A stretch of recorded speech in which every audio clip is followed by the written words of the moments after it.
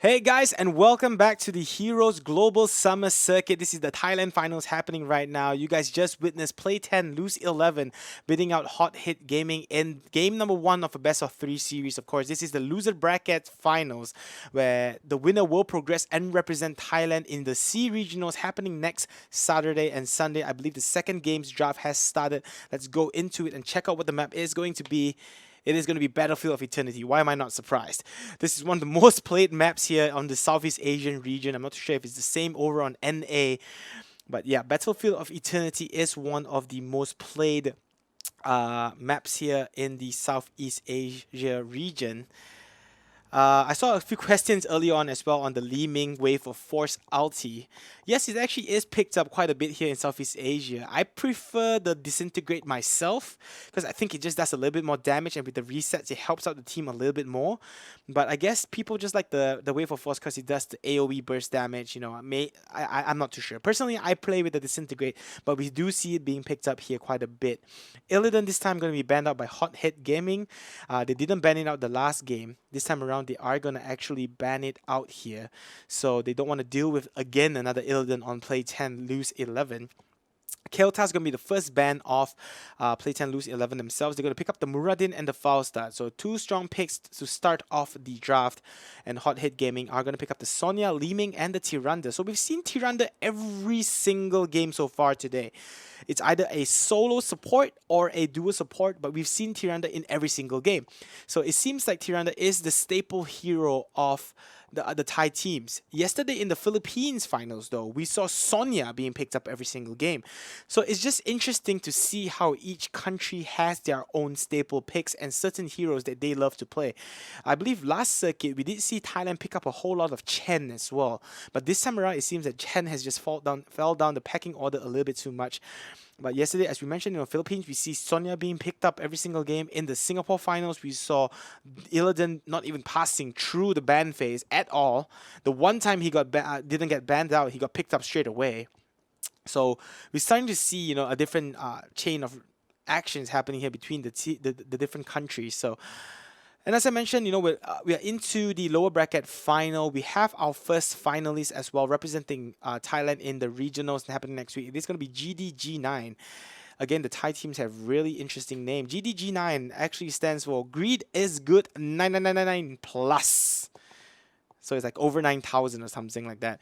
So Play 10 Lose 11. I don't really understand that. So basically just saying they lose more than they play. It doesn't make sense. But this is some of the team names that we have from the Thailand side. Singapore side, they tend to go with a little bit more official team names. Team names that you get afraid of, like Resurgence and Relics. Whereas in other countries like Thailand, you're gonna get these weird names in Malaysia as well, like Black Sheep 5 and like Sabun Gaming, which essentially means soap gaming as well, which is pretty interesting. But yeah, getting back into this draft though, we did see a Tracer Shadow picked for a second there. I have to mention that the ban on Tracer has been lifted after the 3 weeks of him being released. So Tracer is available to be picked up here in these matchups, though we haven't seen a whole lot of success with Tracer, I have to say. We've seen her in a couple of games over the last few days, but she has a 0% win rate. She hasn't won a single game, and I'm just sad for her.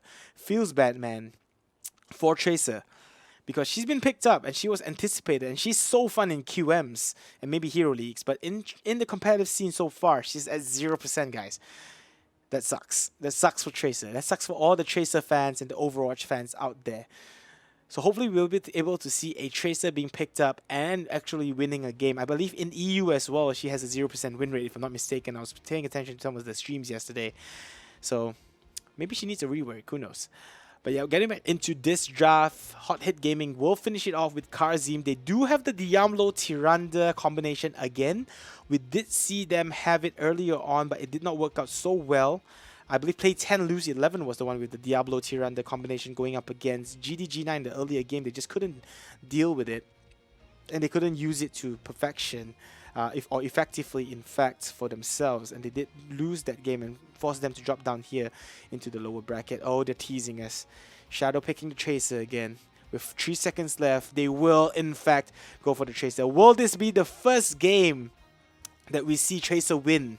Again, remember, she has a 0% win rate right now here in the Southeast Asian qualifiers.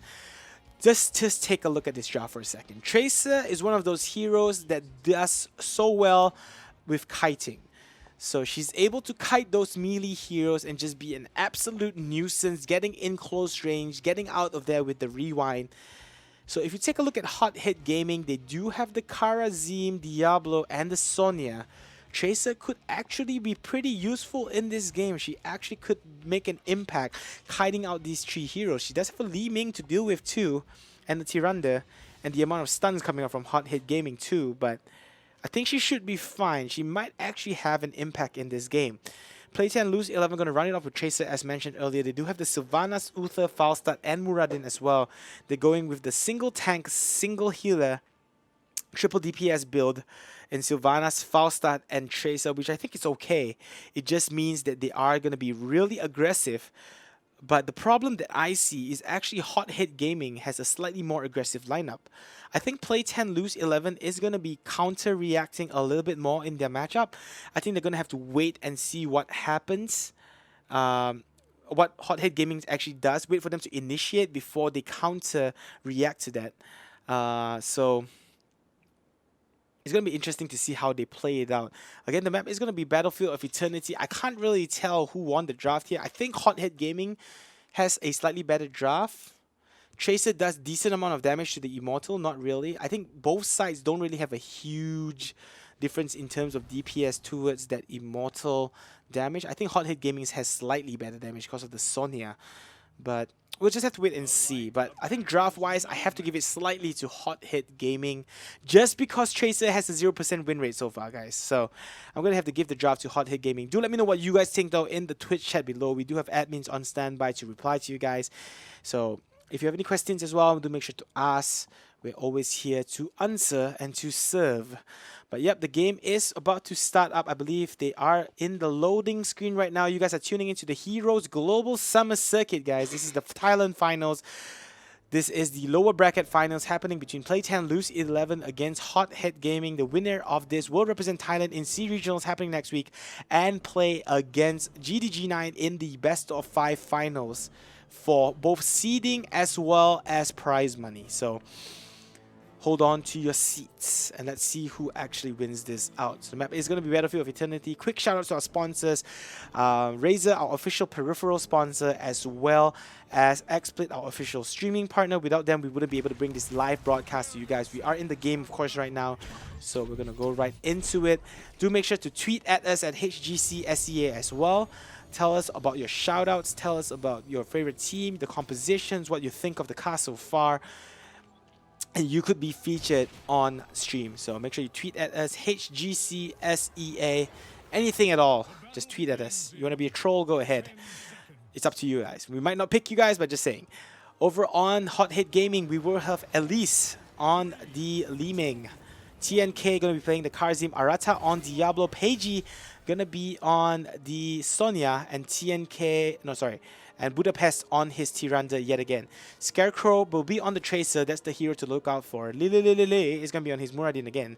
Kichirak is going to be on the Uther, and Coupe on the Falstad. Top lane is going to be Freedom on the Sylvanas. So Sylvanas is going to go towards the top to face up against Sonya. Sonya should have a decent time against the Sylvanas. In fact, I think Sylvanas won't be able to do that much damage to her. She will have to back off and be played a bit safer. Of course, Tracer coming from the side, just trying to get as many of those charges up as he can. Obviously, a stun in onto Diablo, taking quite a bit of damage. Tyrande going to follow up with her own stun onto Kichirak as Arata drops pretty low. He does have 2 supports in the form of Karzim and Tyrande to keep him up, though. He's going to herf back instead. Just does not want to waste tap on the well. With the first Immortal about to spawn soon as well in about 30 seconds, he just wants to be topped up before that happens. Now Tracer making his way towards the top lane. Tracer, will she be able to set something up here? Freedom coming in from the side there with the dagger. But Tracer just a little bit too far away. Might have wanted to wait there a little bit longer before they actually initiated in onto them. Now Karzim waiting in the brush. Diablo going to spot out that Falstad, though. Nice Shadow Charge into Overpower, but actually I would have preferred him to Overpower into a Shadow Charge there. So Arata just not, reacting a little bit too fast. She was walking into the brush. He was close enough. He should have overpowered him back and then like shadow charge him back, and I think they would have secured the kill in fact. But unfortunately for him, Falstad will be able to get out of there alive with the barrel roll and hit back to actually heal up. First, Immortal is going to spawn here. Again, objective-wise, Immortal isn't too important in terms of pushing in the first one, but the clash that happens is going to be the one that's important. Coupe taking quite a bit of damage. Uta is going to be there to heal him right back up. Scarecrow, again, as you can see in the backlines, kiting Diablo. This is where we see Tracer do what Tracer does. He's just going to kite him out and waste their time. The blue side, they are just focusing on the defense here, leaving just Coupe to deal with the damage on the red Immortal. Here comes Arata though. He's going to get stunned out with the Hammer of Justice. Muradin Stormbolt not applied just yet. Tracer again in the top line, just annoying the heck out of this at least. And she's just saying, you know, get away, you mosquito. Blue side, they are going to be able to get down the Immortal to about half HP. So red side are ahead of this right now. Blue team are going to defend this. I do think the red team has the DPS to deal with this. Blue team now coming in. If they want to defend this, they have to go in now with the Stormbolt now in onto that Pagey. Diablo dropping really low. He could easily die here. The bomb is going to be thrown out as well. A Scarecrow will be able to pick up a kill. Pagey dropping low himself. Sonya spinning around the Immortal, trying to finish it off. Will not be able to do so. Down goes the Sonya and the Diablo. A successful defense for now, but they need to deal as much damage as they can because only 300 HP left on the blue side.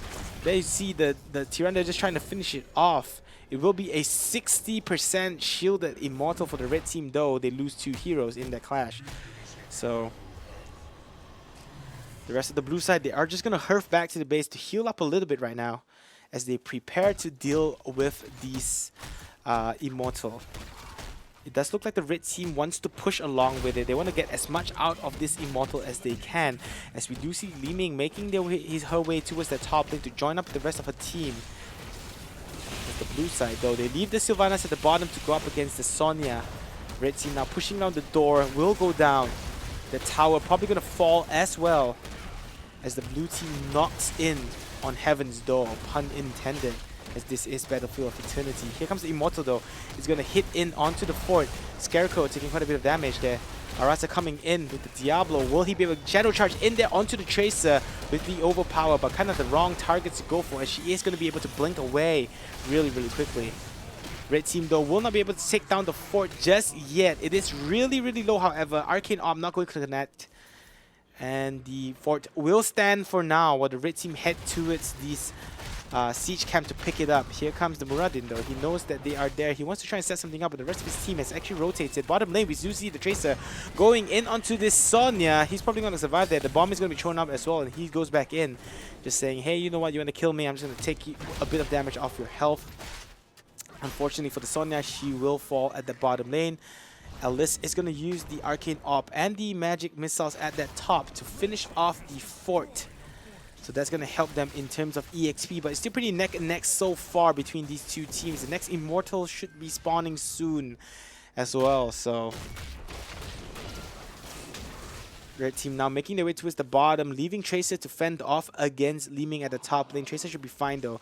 She just wants to deal with this creep pool. Sylvanas is actually going to swap it out with her as they make their way towards their own siege camps, just as the Immortals should be spawning pretty soon in about probably 10 seconds, I believe. The red side just picking off their own siege minions themselves. Sylvanas doing a good job pushing out those lanes. Now Karzim and Tyrande at the bottom lane, gonna find a Muradin who will thunderclap into their face. Hammerang coming out as well, but here comes Tracer at the side. Again, just dishing out a bit of damage onto TNK, but that's gonna be it. Immortals are gonna spawn in about 10 seconds though, and this is gonna be an important one. Pagey goes in with the hook onto Coupe, but in turns gets taken down to about by 25% HP. Blue team, PTLE, they are pushing down these towers. They will get one. And now they will start rotating towards their Immortal. It does look like they want to defend this yet again because they don't have the DPS to deal with it. Now the Diablo goes in with the Shadow Charge into the Overpower onto a Tracer yet again. She gets taken down to about half HP. Here comes the rest of the red team. Muradin dropping pretty low, but she does have Kicharuk there to keep her alive. Coupe at the sidelines. Hammerang going to be thrown down onto the Sonya. Now Shadow Charge into another Overpower. The stun not going to connect as the rewind is going to be used. Scarecrow trying to kite them away. Here comes Coupe. Lightning Rod onto Budapest. Tyrande dropping low. Here comes the melee from the Tracer. Will take him down. as they lose one. Coupe though could be in some trouble. No barrel roll just yet, and she will fall. Resets off the Li Ming as she goes in yet again. Another magic missile. Sonya goes in. Reset again. Alice once more. She goes up. But the rest of the blue team will be able to get away. But the immortal damage is in favor of the blue side. For now, Sylvanas is there trying to fend off against this Diablo. Look at Tracer, just kiting out this Diablo. Diablo unable to chase him down. So the Immortals are going to start switching sides right now with the blue one slightly behind in damage, in health. So the red team, they want to just push forward here. Remember, they did get the first Immortal as well. Here comes the Karazim though, stun out onto the Sonya. Diablo at the sideline, trying to tank the damage, but it does look like they want to go for the Sonya. Diablo dropping low though. She will pop right back up if he dies as well. But he will get stunned out. Tracer again, just blinking all around, trying to be a nuisance. Pagey now running, stun gonna connect. Ooh, that Arcane Knob bringing Falstad so low, and he's gonna have to back off there. Gets healed up by the Uther. But a couple of skills wasted, but a couple of healing skills wasted. Tracer now coming in from the side, just gonna auto attack this Immortal a bit, but she has to be careful. Here comes the overpower into the Shadow Charge, and just like that with the burst damage, she gets taken down. Unfortunately there for Tracer. Within even 0.5 seconds, she gets taken down. Now Kitcherak in, running for his life. Shadow Charge now in, no overpower just yet. Stun out onto Sonya, and this should mean the red team should be able to secure the Immortal pretty well and easy. And they will get the Immortal, in fact. Now probably going to be pushing down that bottom. So PTLE having a hard time in those Immortal fights. They are still ahead of EXP. They probably will get their level 10 at the same time. Now, actually, Hothead Gaming reaching that level 10 first. Sylvanas at the top lane will help their team, her team, reach that level 10 with the Immortal now spawning. The entire red side converging on with it. Tower is going to fall. We have no time to talk about the talents just yet. As the red team now knocking on the door, coming in. Sylvanas is going to join up with the rest of the team. Diablo goes in with the Shadow Charge, no overpower onto Coupe. She's going to be healed right back up by Uther as well. Pagey taking a bit of damage there. Now Diablo goes in. He actually used the Lightning Breath, the Fire Breath, burning them down. Now the Divine Shield being tossed up onto the Muradin to keep her alive, but the fort is going to fall nonetheless. So unfortunately, no Apocalypse on the Diablo, instead going with the Fire Breath. Just dishing out so much damage there. Tracer having to back off. Arrow being picked up by Sylvanas. Divine Shield on the Uther. Muradin with the Avatar, of course, still available on him. Mighty Gust by the Falstad as well. As now the Immortal finally will be dealt with, but the towers will fall as well. Will they want to continue on with the push here though? Muradin going up ahead, stunned by Tiranda, not going to connect. Tracer just trying to be a hassle and a nuisance again. She might have gone a bit too far deep though. The bomb is going to connect onto Li Ming. Diablo in the backlines is going to get taken down. Not enough souls to bring her right back up. He does have a 20 seconds respawn timer now.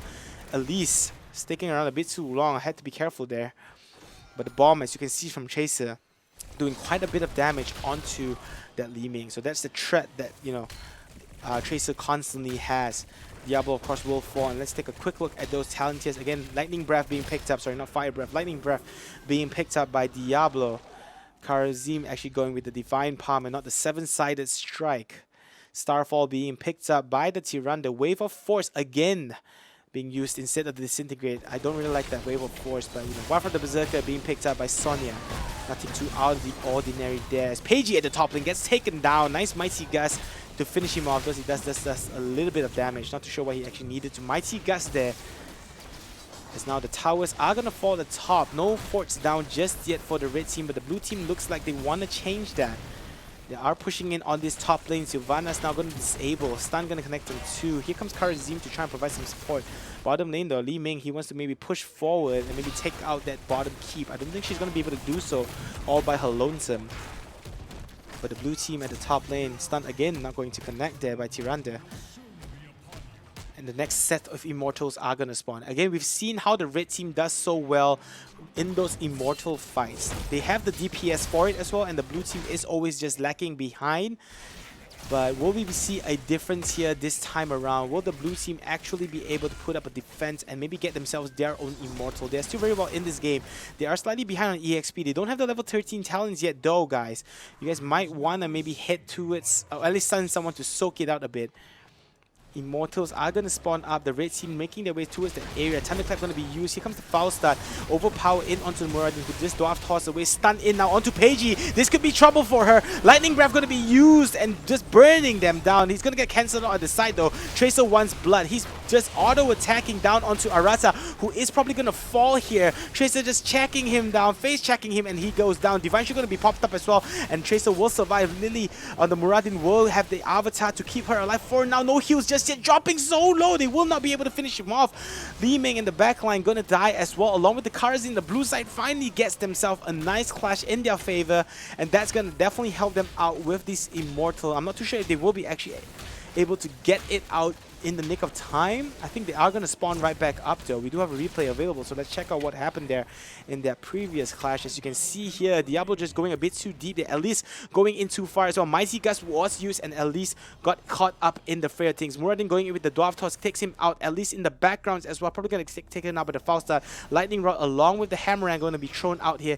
as Elise fell. He actually went back in, so not too sure why she actually went back in, but she did fall down in that clash here. Back to real time though, as the clash is about to happen again. Diablo going in, no Lightning Breath just yet. Mighty Guy's going to be used to disengage them. Lily taking quite a bit of damage though. Dwarf Toss away, not going to survive though.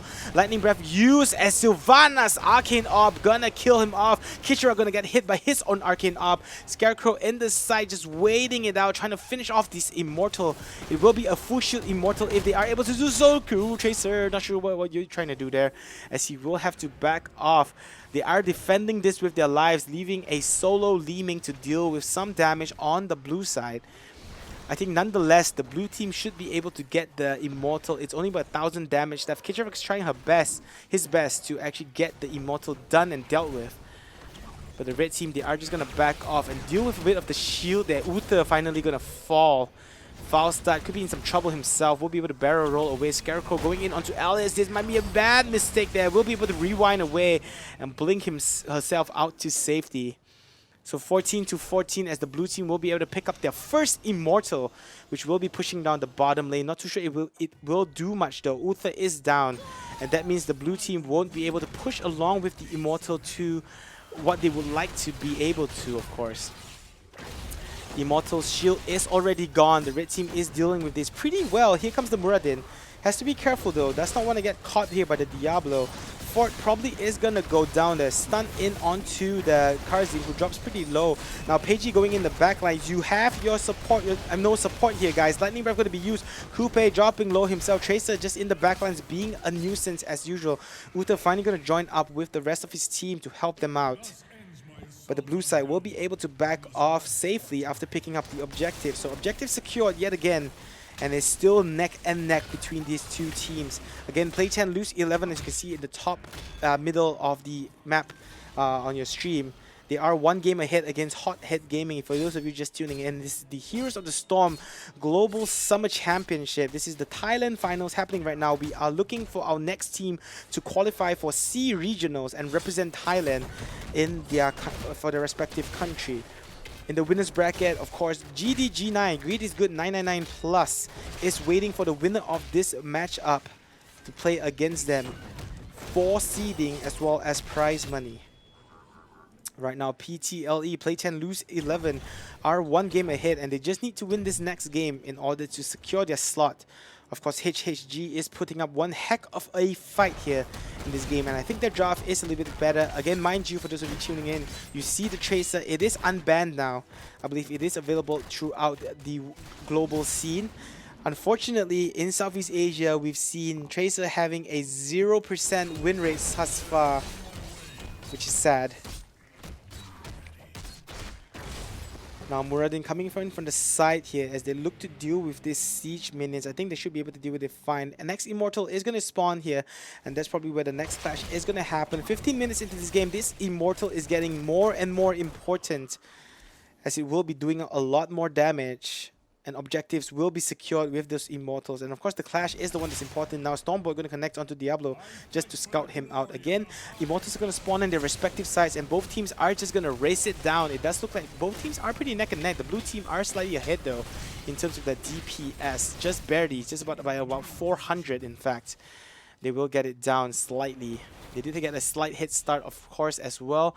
So let's see the positioning of this. Now the red team are going to actually go for the attack. The blue side, they might want to defend this here.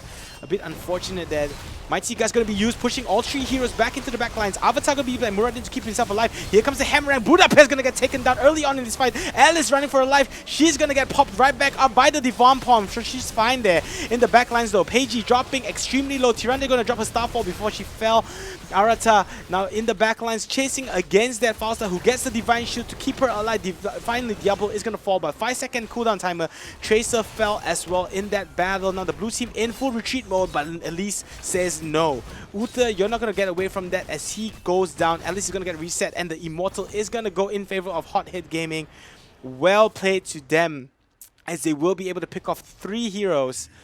Well, 2 kills actually in favor of them, as the red team now gets the Immortal themselves, and this could potentially mean keep, guys. The blue team falling slightly behind, but it does look like they're trying to set something up, all waiting in the brush. We do have a replay available. Let's quickly look at what happened there in that clash. As you can see here, Avatar was used. They did get a good start killing off the Tiranda, but they just went a bit too far behind. Divine Palm was used to bring Alice right back up, and then Peiji in the background almost fell, but was kept alive as well. Muradin just dove a little bit too deep in the backlines. We saw Arata taking out Coupe, who got the Divine Shield, of course, and Arata just fell, but unfortunately for that, Li Ming finished them off. Now back to real time as the clash is about to happen as well. Arata now going in, Coupe dropping real low, will be able to barrel roll, but here comes the Shadow Charge to push him back as well. Avatar going to be used by Muradin to keep himself alive a little bit. Diablo does not have many souls left available on him, so he has to be careful. Now Shadow Charge into the Coupe. Falstart dropping really low, but being kept alive by Uta for now. But Uta will pay for it with his own life. Tracer will be able to rewind back to safety.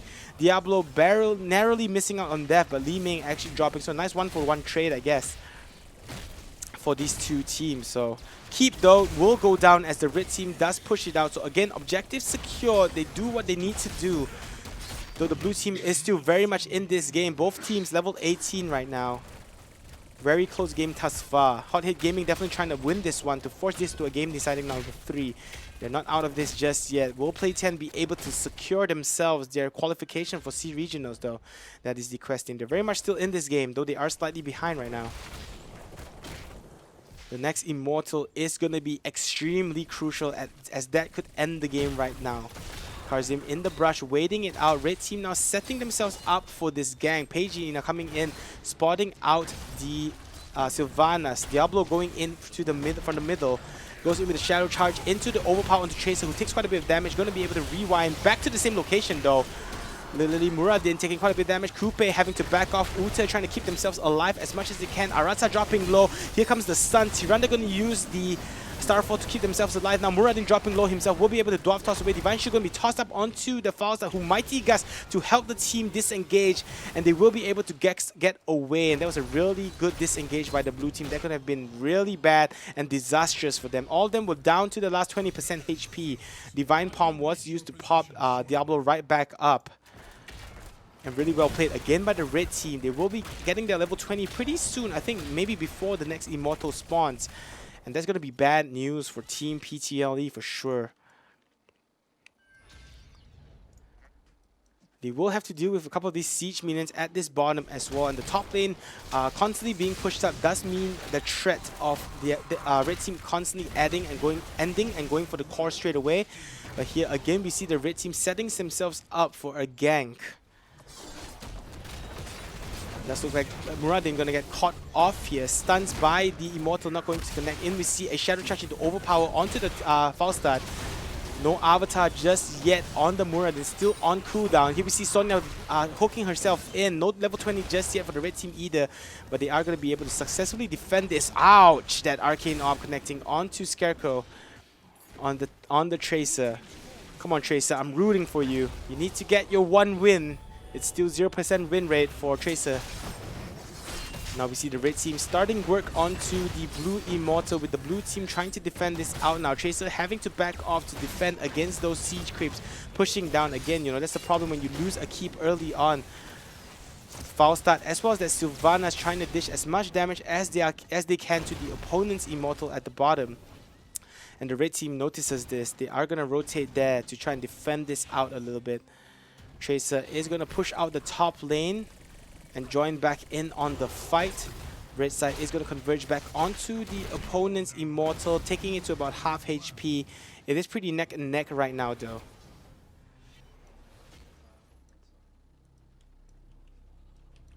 Blue team now pushing forward here, trying to stop this push by the red team. They look like they want to defend this instead of go for the attack. In comes Tracer from the side. Both teams achieving their level 20. Lightning Breath doing works here onto Kitcherak and Coupe, who has to back off. Scarecrow going to be able to rewind back to some health. Stasis, the Divine Palm going to be used on Alice as she pops right back up and takes down the Falstad. Sylvana's going to have to run. Kitcherak, ooh, narrowly missing out, but she will go down anyway to the Alice.